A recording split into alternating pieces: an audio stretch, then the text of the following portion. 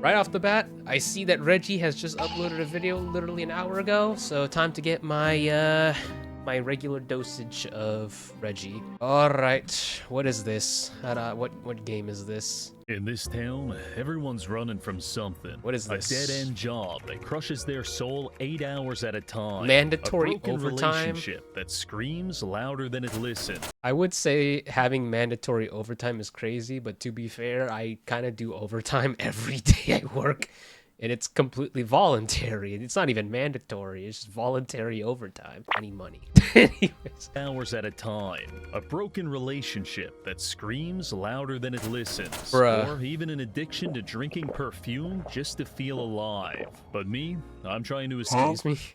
Drinking perfume? An addiction to drinking perfume Why are you drinking it? just to feel alive. Energized. I'm trying to escape something much different. I'm trying to escape an army of killer snails, because today we're playing Shadows of Doubt, a procedurally generated detective game about solving crimes. But for each in-game minute that passes, an invincible snail will spawn onto the map and begin. Oh, it's the classic of just a snail that will always follow you, and if it touches you, it kills you. It's that age-old thing, but I guess it's every in-game 5 minutes. hunting us. If it touches us, we die. And in case you're wondering, a minute of in-game time is about 5 or 6 seconds. Meaning that after an hour, we could have 600 homicidal snails. And how close? Is it randomly on the map, or is it like at a predetermined location? Generated detective game about solving crimes. But for each in-game minute that passes, an invincible snail will spawn onto the map and begin hunting us. I guess just at a random point. If it touches point. us, we die. And in case you're wondering, a minute of in-game time is about 5 or 6 seconds. So then what's the goal here? Just solve some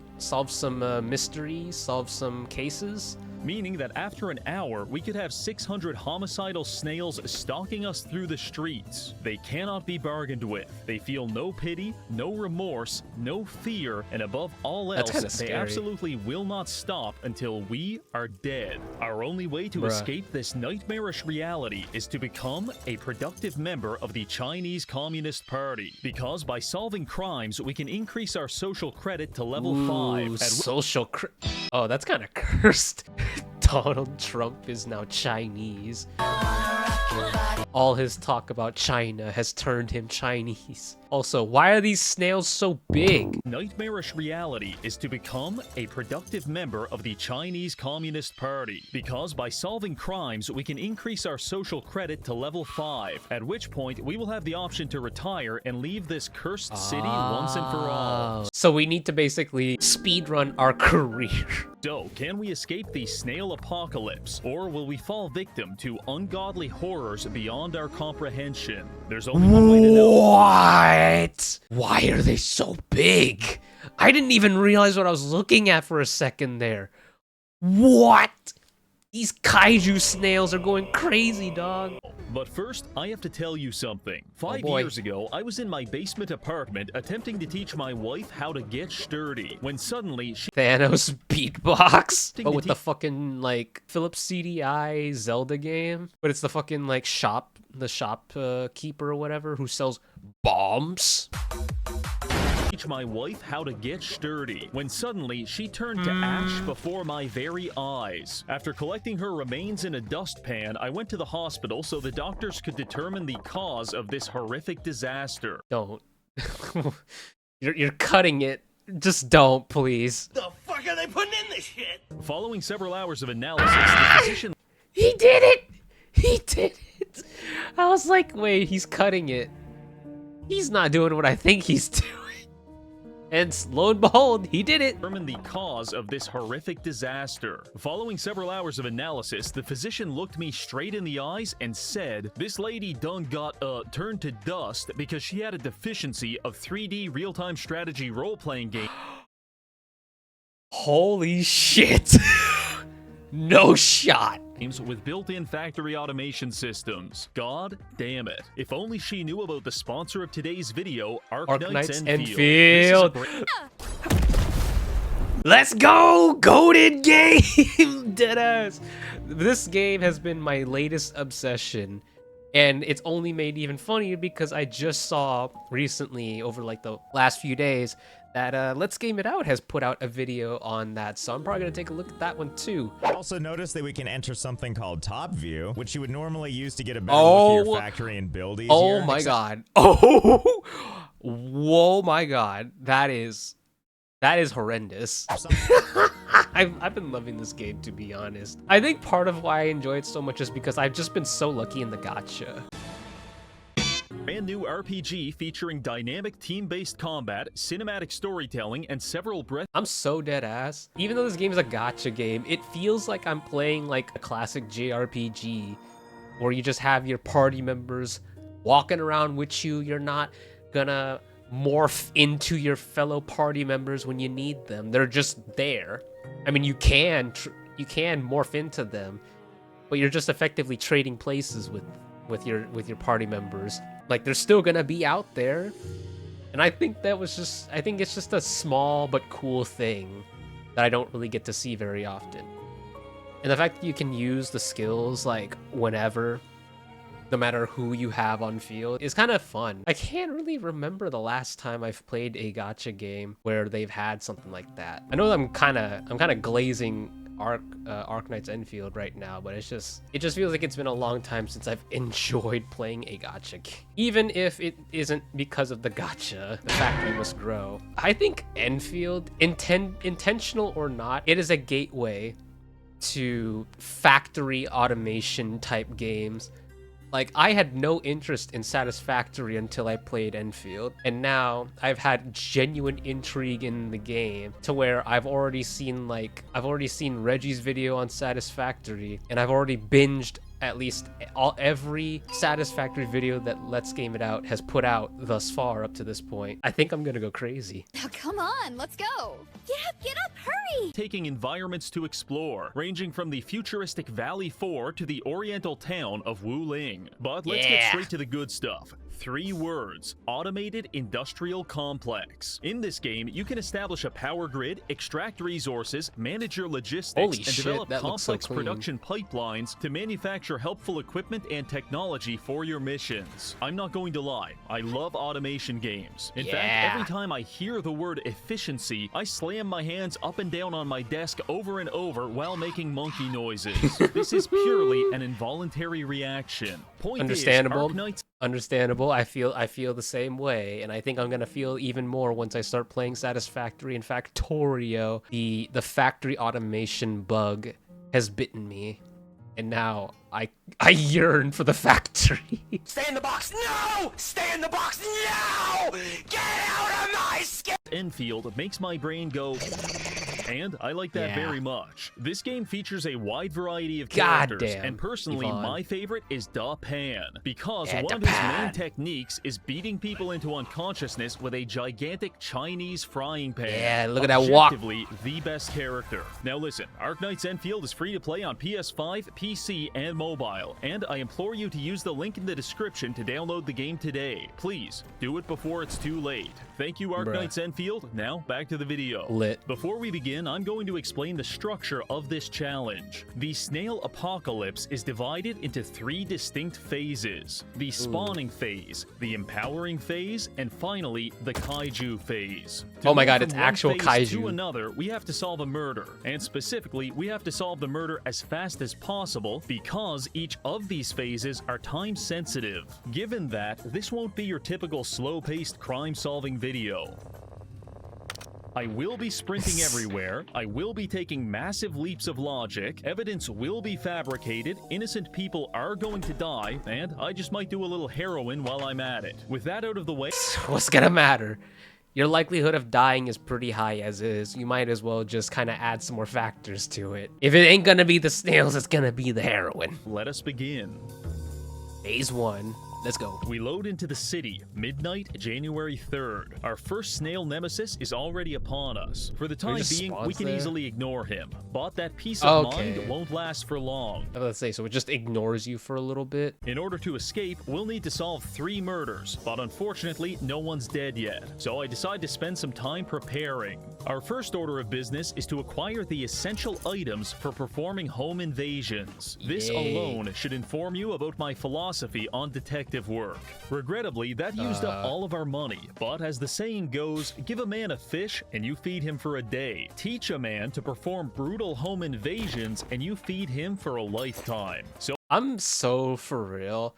I have heard people try to quote that genuine quote and fuck it up so much that I'm starting to lose sight of what the original quote even was. I don't know. I don't know why. I'm starting to like get flashbacks whenever I hear the phrase of you give a man a fish, you feed him for a day. But then what happens after that is just complete gibberish. Someone would completely fuck it up or will just kind of derail the quote into some kind of madness. Teach a man to perform brutal home invasions and you feed him for a lifetime. So I began searching the nearby apartment complex for easy targets to make some cash. After finding one, I break in, knock the first tenant out with a tea kettle, and shatter his wife's legs with a fire extinguisher. Damn. Consider this a valuable lesson on the dangers of leaving a spare key under your doormat. I spent about 20 minutes ransacking the— I don't know. Maybe it was a good idea back in the day, but I feel like it's such a common idea nowadays that it's just like, what would even be considered the best place to hide a spare key? But I guess the problem is, sharing an answer to that question, you are only making it even more difficult to find unique places to hide. Key under your doormat. I spent about 20 minutes ransacking the apartment for a total of $200 before escaping out the bedroom window. By this point, there's around 25 snails slime. Wait, what did that say?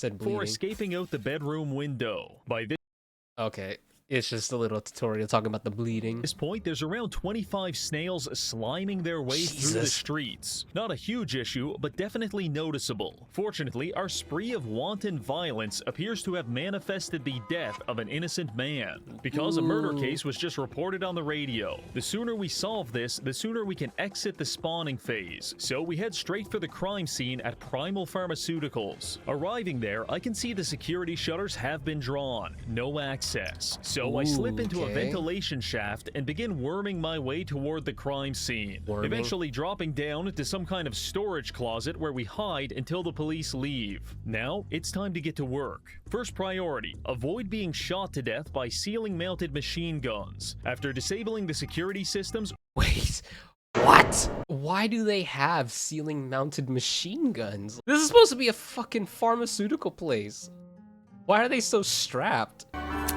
systems, we're free to explore the area. It doesn't take long to find the victim. One Paulo Baltazar, an employee here, shot dead with a hunting rifle between 7:45 and 9 p.m. last night. Upon closer inspection, we find a bullet impact point and also a hole in the nearby window. Based on this, we're likely dealing with a sniper. These can be difficult because they leave very little evidence. What? These can be difficult because they leave very little evidence at the scene of the crime. However, by approximating the bullet trajectory, we can deduce that the shooter must have been firing from across the street in Hodge Projects on either the 6th or 7th floor. So it's time to go pay them a visit. This is easier said than done, because by the time we decide to leave, there are at least 40 snails creeping up the staircase toward us, with dozens more entering the building each minute. So we take the elevator down to floor 1 and dive headfirst into a dumpster full of scrap metal. That might seem like an unnecessarily painful shortcut, but jumping out of windows is something we're going to have to become well acquainted with as the Snail Armageddon intensifies. Arriving at Hodge Projects, I begin surveying the 6th floor for evidence. That sounds professional. In reality, it was a lot closer to a crystal meth addict pillaging apartments for drug money. In fact, the first unit I tried to break into caused me to accidentally phase through the wall into their bathroom, which upset the tenants greatly. You fucking warped reality.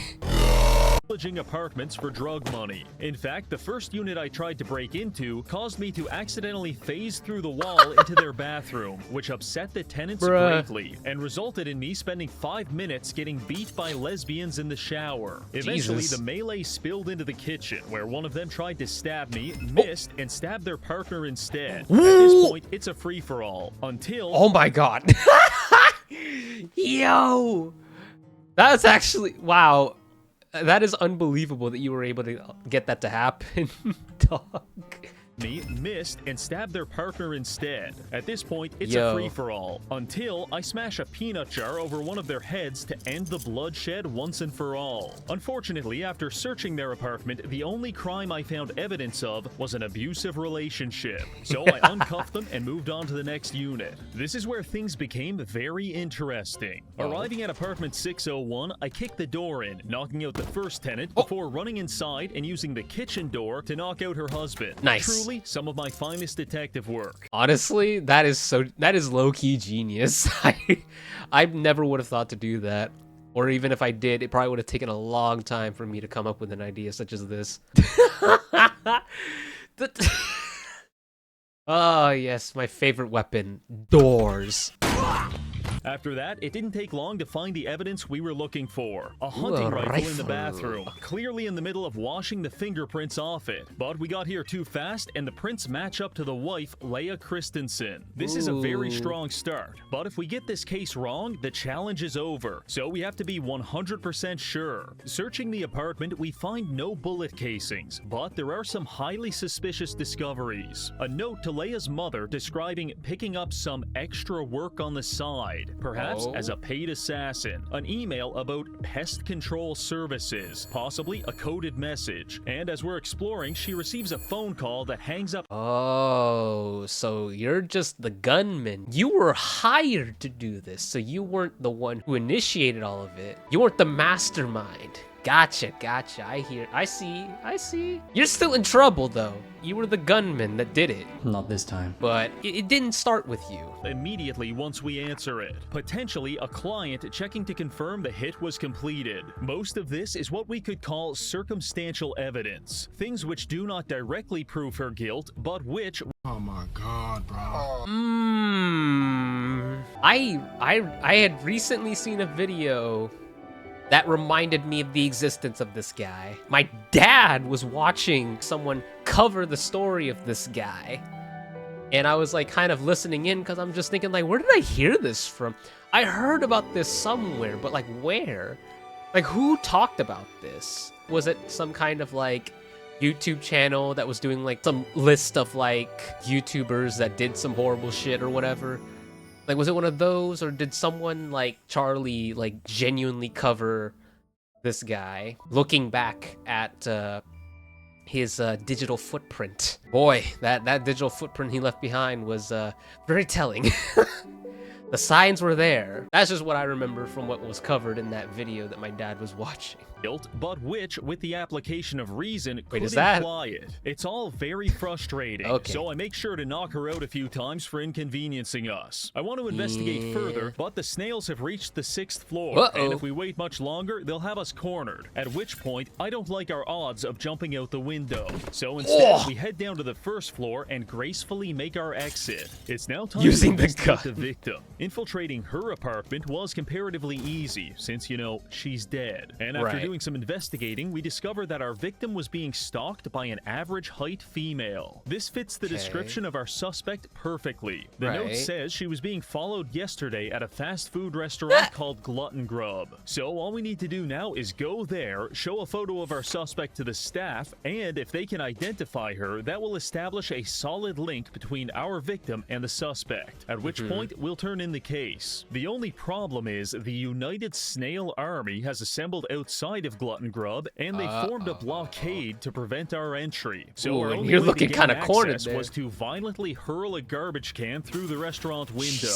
Unfortunately, this angered the staff, and we had to spend 15 minutes hiding in a nearby park as the general manager tried to kill us with a framing hammer. After he cooled off, we climbed through the window and began asking around about the suspect. But to my dismay, no one saw her in this restaurant at that time, which goes against our stalking theory. Additionally, I was gonna say, then maybe the stalking was done by the actual mastermind of this, huh? No. by this point, we're dealing with about 250 snails, which presents us with 3 major problems. First, our risk of touching a snail and dying has become fairly high. Now, technically, that wouldn't end the run, but in practice, it might, because by the time we wake up at the hospital, the snails could be it's gonna waiting soft for lock us, you. effectively soft locking our run as they spawn camp us over and over again. So that's the problem. It's not so much dying. Technically, yes, dying would be an issue, but it's not the game ender. The true end is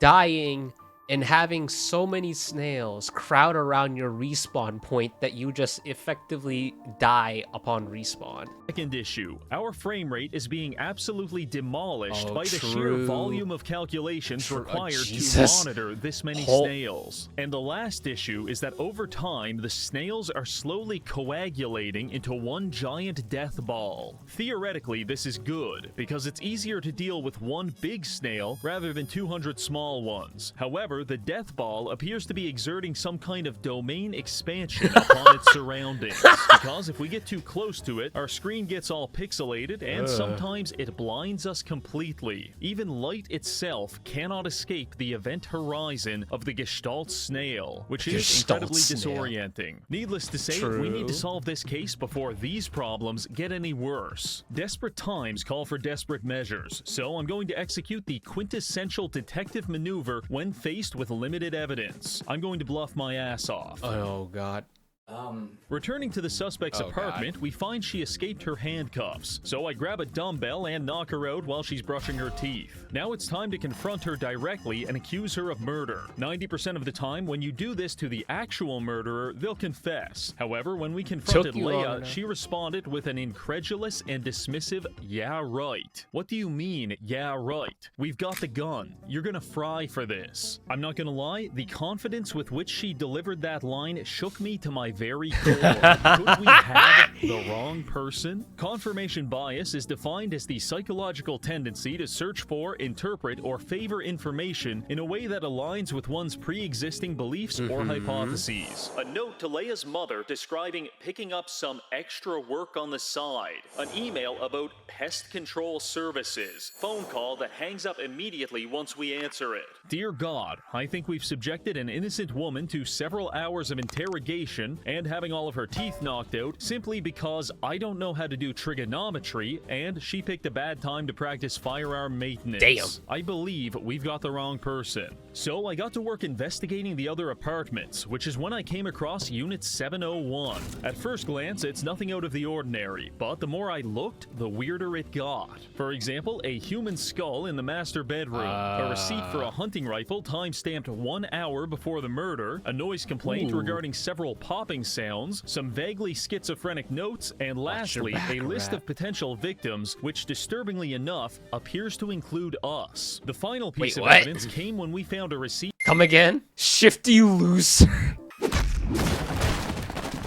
Disturbingly enough, appears to include us. The final piece of evidence came when we found a receipt for Glutton Grub, the place where our victim was being stalked. Ladies and gentlemen, I think we found our killer. Or should I say, our killer found us, because while I was snooping on her computer, her husband came home and attacked us with a box cutter. Eventually, we were able to knock him out with an office chair. Nice. And 5 minutes after that, she showed up as well. For posterity, the office chair box cutter matchup is about even. However, the office chair hunting rifle matchup is absolute dog shit. It was only by sheer luck that we managed to subdue her, at which point we got the murder weapon and she admitted everything. In case you're wondering about the motive, I'm about 99% sure she's just an unmedicated paranoid schizophrenic. This is terrific, but less terrific is the fact that the snails have us completely trapped in the apartment. I try getting around them, but with each passing second, more are converging on our position, and it's starting to blind us. I frantically check check the windows for potential escape routes. But on the 7th floor, it's not looking good. At this Yeah. point, I believe all hope is lost, until I spot it. A ventilation shaft in the kitchen closet. I climb in and we begin making our escape. The time is 6:30, which implies about 400 snails are coming to kill us. Holy Luckily fuck. for them, they won't have to try very hard, because we tanked about 4 hunting rifle shots to the chest, and we're quickly turning this ventilation shaft into a slip and slide. In desperation, we make our exit into the kitchen of a downstairs apartment. Imagine, if you will, it's 7 a.m., you're in your kitchen making a nice breakfast before heading to work, when suddenly a blood-soaked maniac falls through your ceiling and begins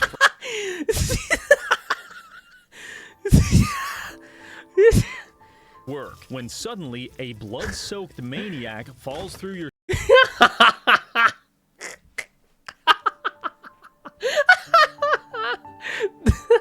Oh my god, bro. ceiling and begins frantically darting around the room, screaming about killer snails. In that situation, if you're doing anything less than killing him with a frying pan, you have miscalculated your response. So I can hardly feel upset when that's exactly what this guy did to us. Oh lord.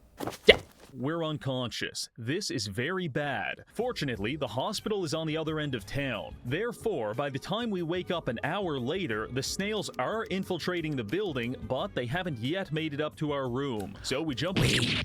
So they move relative to the amount of time that you were out. So since you were out for an hour, when you wake back up, they've already moved relative to that amount of time. That's okay. I see the problem now. Out of bed, launch a fire extinguisher through the window, and It's like, how the hell do you end up getting soft lock? But it's like, okay, that's how, because they will move. The position they will be, like, depending on how long you were out, will depend on where they are between your death and your revival. finalize our escape. Doubling back to City Hall, we grab a murder resolution form and submit it as the snails close in from every angle. After a few minutes of processing, the results come back, and we've officially solved our first murder, thereby exiting the spawning phase of the challenge with a total of 500 snails on the map. This earns us enough good boy points. Okay, so that means the spawning stops. To reach social credit level 2. Not bad at all. With that taken care of, we've probably got about 12 to 18 hours until the next murder occurs. So what do we do now? Well, in order to reach level 5 and retire, we need 2,000 social credit. Solving 3 murder cases will get us to about 1,500, which means we need to make up the last 500 by doing community service. This could be anything ranging from finding a lost item to melting off a woman's face with a cup of coffee. Oh god. Everything in between. So let's get to work. After perusing the job listings, I come across one well suited to our talents. Demolition for reliable individual. I call the number, and the guy tells me he wants us to trash his friend's apartment as a prank. Looking as a through my prank? inventory full of handcuffs. Hell nah. If any of my homies decided to prank me by committing vandalism on my property, we ain't friends no more, dog. There will be consequences. Trash his friend's apartment as a prank. Looking through my inventory full of handcuffs, pepper ball grenades, and loaded guns, I assure him this will be very funny. He gives us some basic intel on our target, but most importantly, their name starts with the letter A, and they live on basement level 1 of Lovelace View. Yeah, that's so all you that's give our me? first stop. Sneaking into the building's security office, we use a code breaker to force entry into the computer and access the resident database. After a quick search, we come back with 2 people living in the basement who fit the description, but one of them is on basement level 2, so we ignore him and focus instead on Aaliyah Hawkins. Heading down to his apartment, I get to work. Aaliyah is not home, but his boyfriend is. So the first master stroke of this prank is going to be blinding his lover with a flashbang and then locking him in the bathroom. Now when That's quite the forceful flashbang. he find his apartment completely ruined, but his gay lover will be having a panic attack while handcuffed to the toilet bowl. This is the essence of modern pranks. Our goal is to cause $700 worth of damage. Damn! That shit exploded. Our goal is to cause $700 worth of damages, but there's one major problem. This place is a fucking dump, and I don't think there's even $700 worth of things in here. On top of that, we're quickly getting boxed in by the snails. God. So I decide it's time to leave and spend a few hours eating fried chicken and chain-smoking cigarettes on the other side of town. This gave us enough time to formulate a plan on how to properly destroy this man's apartment. First, we grab a garbage bag from a nearby alley and take it to his apartment. Then we begin throwing it around like a battered wife, coating the entire apartment with garbage juice and random detritus. Nice. Living room walls, ruined. Bathroom shower, full of dirty needles. And gay boyfriend covered in garbage oil. This is a good start, but we need to go even further. I punch a hole through his shower and start bleeding profusely. Then I go roll around in his bed, covering the sheets in my blood, before producing 3 pounds of raw beef, which I throw at the walls and then eat. This gets me exceptionally nauseous, and I fill his toilet bowl full of vomit. For my final move, I take his grandfather's urn full of ashes and smash it against the ceiling. I exercise the upper limits of rot maxing, but to my dismay, it says... What was that? That's supposed to be Aspen. Was that supposed to be Aspen, the Roach King? But to my dismay, it says we still haven't done enough damage, which is when I realized something truly embarrassing. When I was determining our target, I ruled this guy out because he lived on basement floor 2 instead of basement floor 1. But it turns out there is no basement floor 2. These are apartment numbers, and we've got the wrong guy. In a just world, I would be sent to a labor camp and my family would be... What? Oh god, you ruled out the actual guy and vandalized this poor person's... Bruh. Officer, right there. Exercise the upper limits of rot maxing, but to my dismay, it says we still haven't done enough damage, which is when I realized something truly embarrassing. When I was determining our target, I ruled this guy out because he lived on basement floor 2 instead of basement floor 1. But it turns out there is no basement floor 2. These are apartment numbers, and we've got the wrong guy. In a just world, I would be sent to a labor camp and my family would be shot for what I've just done. But in the dystopian world of Shadows of Doubt, no one really cares. In fact, our social credit hasn't even budged. So it's up to us to make this right and restore our karmic equilibrium. I decided the best way to achieve that was to entomb the gay guy in a pile of cardboard boxes, turn the lights off, and leave. Boxing the gay. About even Steven to me. Heading over to the correct apartment, we quickly make a $700 mess and then turn the case in for 250 social credit. Another job well done. This leaves us just enough time to get one more job done before the next murder happens. Based on our exemplary performance on the last mission, I decided to accept a contract for corporate espionage. Our target is the head of HR, and our client was caught jerking off in the photocopier at work. So he needs us to track down the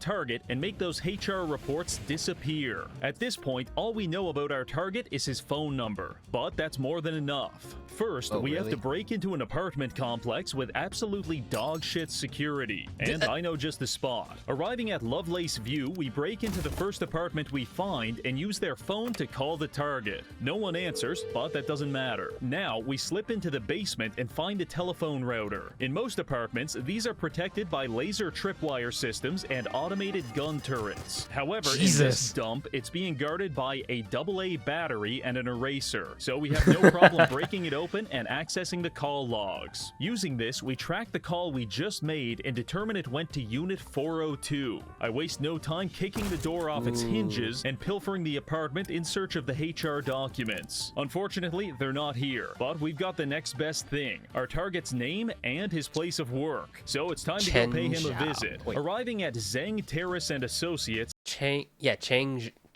Zhao.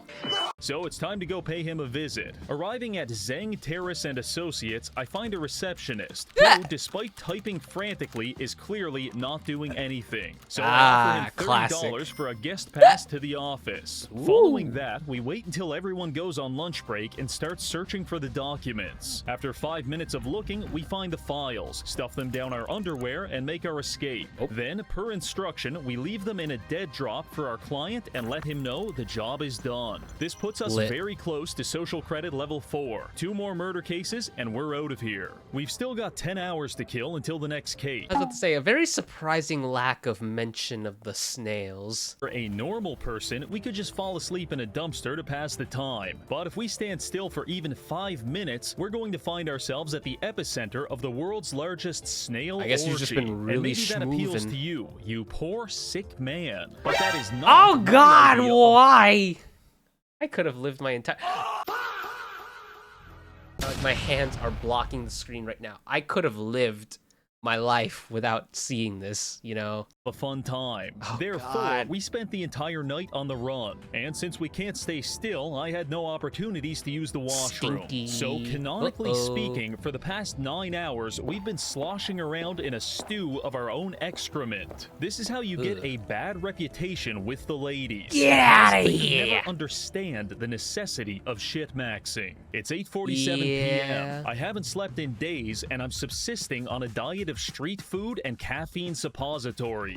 Heading down Arquette Street, I see a commotion outside, which upon further inspection is the scene of a murder. Phase 2 has begun. For this phase, we will be cutting the number of snails in half, but for each hour that passes, we will double their size and speed, which means that Wait, within what? 4 hours, we could be getting chased through the streets by minivan-sized mollusks. The first doubling event happens in kinda 1 scary. hour at 9:55, so we've got to solve this fast. In between dodging snails, I'm able to use my powers of deduction to logically infer that our victim is dead. Specifically, her brain is in like 55 Genius. pieces on the Amazing work, my friend. I wouldn't have been able to guess. that our victim is dead. Specifically, her brain is in like 55 pieces on the side of the road. Ugh. Now, I've attacked people with a vast and exciting Nice. array of objects before, but you don't get this kind of carnage unless you're using a high-powered rifle. However, I can't find any shell casings, and no one in the area saw anything suspicious. I was ready to leave the crime scene until, partially obscured by the victim's exploded brain, I found a bullet impact point on the ground.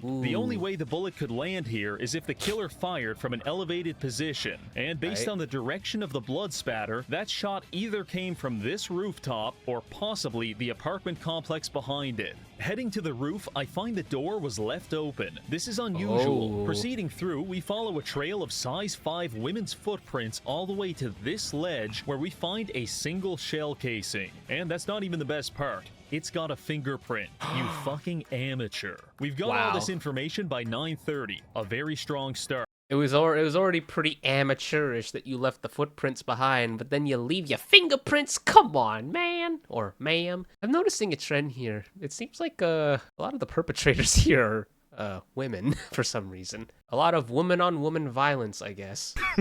Women. From here, we undertake the arduous task of breaking into random people's homes until we find a black market weapons dealer, because chances are that's how our killer got their gun. By 9:50, we found one. Scarlet Crafts and Hardware. Usually, they won't let you in unless you know the password, but my password is disabling your security systems while you're taking a shit, and then knocking you Nice. out with a beer bottle when you're done. With that one simple trick, we were able to gain Simple. access to their sales ledger, at which point we found someone with the initials AB purchased a rifle 1 hour before the AB. murder. Much like a porn-sick gooner reading a Zootopia fanfic, I'm getting Huh? so close. Unfortunately, Yeah! it's now How many times I gotta see this guy? This is the second time now this year that I have seen DSP jerking. When was the other time? Was it a Seth video? Or I don't even remember. I know I was like reacting to it on stream at some point, but I don't remember. Maybe it was also Reggie. Was it his Satisfactory video? I don't remember. 55, which means the snails get their stats doubled. They're still Uh-oh. fairly slow, but they're now the size of dogs, which makes them a lot more obstructive in close quarters. Sprinting Right. through the streets, we head straight for City Hall, and after scrubbing through the entire phone book, I come back with only 2 people that have the initials AB, Aretha Banks and Amrit Biro, at which point we slip into an empty office and use a code breaker to gain access to the government database. The snails are closing in on our position, so we boy. work fast. By searching each person in the database, we can print off their ID. Then, using my Kaizen V Plus cybernetic upgrade, I'm able to determine the exact size and flavor of each woman's feet just by looking at a photo of them. Why This flavor? is not a fetish. It's What? purely professional. Point is, only Yeah, Eric Biro professional. has a shoe size that matches what we found at the crime scene. So, ladies and gentlemen, we've got our suspect. At this point, we could probably turn in the case. Her prints match, her shoes match, and she bought a rifle 1 hour before. But I feel a morbid curiosity. I need to know why she did it. So we're heading to her apartment at 1301 okay. Hodge Projects to establish a motive. Arriving there, I make myself at home pulverizing her husband's brain and detaining him before knocking her out with an office chair. Damn. As I'm searching the apartment, we hit 10:55 p.m. and again, the Snails double in size. They're Another currently faster. climbing up the stairwell like a Oh, rising God. tide of violence. But we're on the 13th floor, so they can go fuck themselves. While investigating, we find out our perp is a member of the police force. We've got ourselves a killer cop. Further evidence indicates she's been stalking our victim, so I just come out and confront her. When asked why she murdered that woman, she explains quite calmly, because I could. At this point, I'm sweating bullets. I stutter. I stammer. What do you mean? To which she clarifies, someone had to deal with all the lowlifes in this city. Oh, Holy God, shit, it's a our suspect is vigilante. cool as hell. I'm in shambles. The virgin detective stands no chance against the Machiavellian vigilante. But enough of that. It's time to finish this case. By 11:50, we hop on the elevator and sail it right through the eye of the Snail tornado. By the time we hit the streets, the Snails have doubled yet again. Oh, God. Each one of them is now the size and speed of a small elephant on a tricycle. Several of them are also scaling the sides of buildings. Yeet. This city is overrun. Yeah. We're forced to take a series Overrun, of for shortcuts sure. and elaborate maneuvers to work our way through the bulk of the swarm. Eventually arriving at City Hall, we grab a case resolution form. But not far behind us marches a dim and endless congress of murderous intent. I rush Wow, into the they're elevator to perfectly make some lined up. distance between us, but the Snails are now phasing through the building. Desperately breaking into an office, we fire extinguisher the window before jumping onto a ventilation shaft and making our escape. We fill out the last of the paperwork while the Snails chase us through the streets. Oh, God. Crime, assassination, motive, Assassination. vigilantism, sentence, death by bureaucracy. Murder solved, social credit gained. Phase 2 is now over. Now we Lit. can indulge ourselves in the exquisite delicacy that is waiting 12 hours for someone else to die. This is its own unique form of purgatory, because there's only so many times you can do laps around the city before you start feeling like an NPC. In fact, I stopped True. fighting it, and now I'm full-on role-playing. Every morning, I wake up on a park bench before heading down to my favorite food truck for some coffee. I do not know why, but whenever I order coffee, the guy closes the shutters for 20 seconds, does something to my cup, and then opens them back up. I'm going to be candid. I like my coffee how I like my women, without another man's dick in it. And while I can't prove that Joey the food truck man is burning his cock off every morning just to prank me, I do have my suspicions. After getting caffeinated, I Yeah. spend the afternoon stealing from local businesses and spying on people through their windows, before eventually collapsing in a pile of garbage. Honestly, when you spend your days like that, 12 hours flies by in no time. Which brings us to 4 p.m. January 4th. We're walking through the streets when suddenly another murder is reported. This time on Okay. Sasaki Boulevard. The Sasaki kaiju phase Boulevard. has begun. For this phase, we're going to consolidate all of our medium snails into one single mega snail. 10 times the size, 5 times the speed, 16 times the detail. and in case you're wondering, Get away yes, from the me. hitbox is Get away, Todd. accurate. We Oh, are now God. dealing with a skyscraper-sized snail. We make our way to the And the crime way scene it's and begin moving. investigating. A man was stabbed to death in broad daylight with a box cutter and surrounded by some kind of runic symbols. I do my best to put on a brave face, but deep in the fearful recesses of my heart, I know that he's out there, and Yeah. he's coming for us. Oh, You see, the most stressful thing about being pursued by a 200-foot-tall snail is not knowing where it is, because at this size, Oh. the pathing is highly unpredictable, and I've noticed the snail has a tendency to fly straight into the air and then rapidly descend upon us like a Stuka dive bomber. It's honestly very anxiety-inducing. Regardless, we do Oh my god, that's so terrifying. And it's locked in too, dog. It's trying to build up momentum. it's raising up to the sky. So that way gravity will guide its way to us. Pick up one crucial piece of evidence just before Mega Snail comes around the corner. Quickly escaping, I open up the note to find it's an anagram. This is the killer's name, but with all of the letters rearranged. So if we can solve it, we'll pretty much have this case taken care of. However, there's one thing to address. Kaiju Snail is cool as hell. However, after playing with it for 20 minutes, I have realized it is not meant for this world. In fact, it pretty much can't navigate the map at all without flying through the sky or spending 30 minutes getting stuck in an apartment building. Point is, it's actually way too easy for us to avoid him, and I think you, the viewer, deserves more. So we're going to reduce his size from 300 to 100. This will allow him to navigate the streets more effectively. Oh, Jesus. Furthermore, we'll also buff his move speed from 5 to 6, making him actually faster than us. So if we're not constantly parkouring our asses off, my God, he will catch and kill us. That's Fortunately, I have horrifying.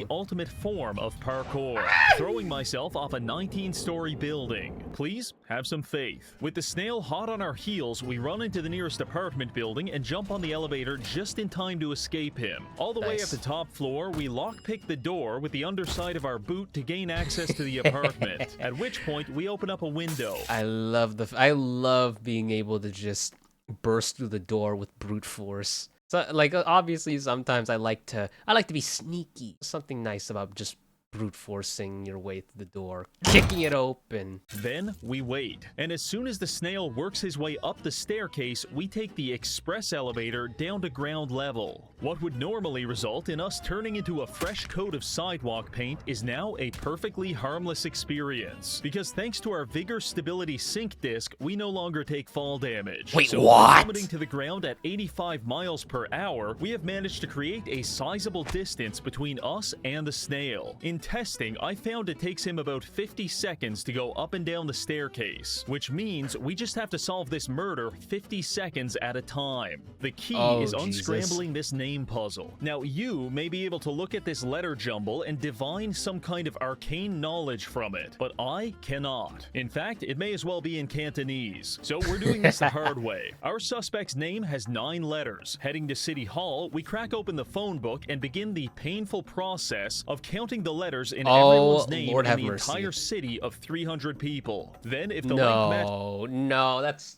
too much. That's too long, dog. matches up, we rule out anyone who doesn't have key letters like J, K, and W. I won't lie, this is a pretty brute force method, and I can only get through like 10 names at a time before the snail shows up and we have to practice our cannonball. Fortunately, across the street, there's a huge apartment building, and we formed a very nice routine of reading 10 or 12 names, going to the top floor apartment, jumping out the window, and then reading more names. This might seem not so bad, maybe even a little convenient, but it's kind of annoying. Just because our legs aren't exploding like tempered glass doesn't mean this isn't taking a toll on our body. Logically speaking, the repeated abrupt and rapid deceleration of our brain should be giving us what the medical community would describe as a shitload of brain damage. Every time we do this, we're getting about 1 car crash worth of chronic traumatic encephalopathy, and after about a dozen times, I'm quite certain we should be a vegetable. Now, when you hear that, it may be tempting to feel bad for me, but don't. Instead, feel bad for the guy that lived in that apartment, who almost certainly is going to end up in a mental asylum, because he has witnessed me jump to my death at least 100 times within a 5-hour period. Yo, he's so right though. It's pretty harrowing being the one who the snail is targeting. It's like being the NPC in a fighting game arena. Just imagine you're just walking through the city, and then you just see these superhuman beings beating each other up across this block. And all you can do is just kind of sit there and watch as, like, pretty much the world is ending just because these two want to scrap. And meanwhile, this poor guy who has his apartment being used as a regular block for people to throw themselves out the window while a giant snail is chasing them. And yet, I always return, like some kind of pudding-brained revenant of self-destruction. Jesus. Sometimes I beat him up. Sometimes I steal his shit. Sometimes he never even knows I was there until he checks the security tapes. But every time, I'm going out that window. Eventually, our perseverance pays off, and the phone... That moment when you are just intentionally causing harm to this guy every time you walk by. book yields one match, Jay Whitaker. Their address is listed publicly, so it's time to go see how firmly their door is attached to its hinges. As it turns out, not very. We begin examining the apartment, and I'm going to save you the trouble, but just know that I had to jump out the window like 20 times in the process. This yielded a few interesting things. Our suspect is Jaslyn Whitaker, and after reading her emails, I can see that she is horribly addicted to starch cola. In fact, she's consuming 32 cans a day. In case you're unfamiliar, starch cola is basically Coca-Cola before they took away the cocaine. Based on several notes we find, this binge drinking seems to have induced some kind of psychosis, whereby our suspect believes that if they kill enough people, they... Is that Onision? It looks like Onision. Psychosis, whereby our suspect believes that if they kill enough people, they can resurrect the long-dead CEO of a carbonated drink company. Lastly, comparing the handwriting to the note left at the crime scene, we can see it's a perfect match. Now it's time to arrest this sicko and retire from this nightmare city. According to her work contract, she's a pharmacist. So let's head down to the drugstore and fill a prescription for violent street justice. There she is, planning her next murder. I saw no reason to complicate this, so I just went behind the counter and cuffed her. Fair warning, people do not like when you arrest their pharmacist, so we had to spend a few minutes avoiding an angry mob. But after that calmed down, we confronted Jaslyn, at which point she admitted to being involved in a starch cola cult dedicated to taking over the world. And unfortunately for her, she is not nearly hot enough for us to ignore that level of deranged psychosis, so it's time to book her. We grab the paperwork and fill it out while free-falling from the nearest skyscraper. A few minutes pass, and the case comes back solved. With that, we've reached social credit level 5, which means it's time for us to retire and leave this city once and for all. Barely avoiding our snail stalker, we rush into City Hall and grab a retirement form. To my surprise, this included a last will and testament, and I was in a rush, so I decided to donate all of my worldly possessions to the dead guy from our second case. Then I fill in gibberish and profanity for the last part before handing the papers in. And just like that, the curious case of the snail apocalypse is closed. We're officially retired and waiting for a shuttle to take us to a paradise known as the Fields, where I am almost certain we will be euthanized and our body will be processed into Soylent to feed the proletariat. Truly, retirement has never felt and he's so green, good. so thank you to this month's patrons sense. for supporting the channel, and finally, thank you for watching.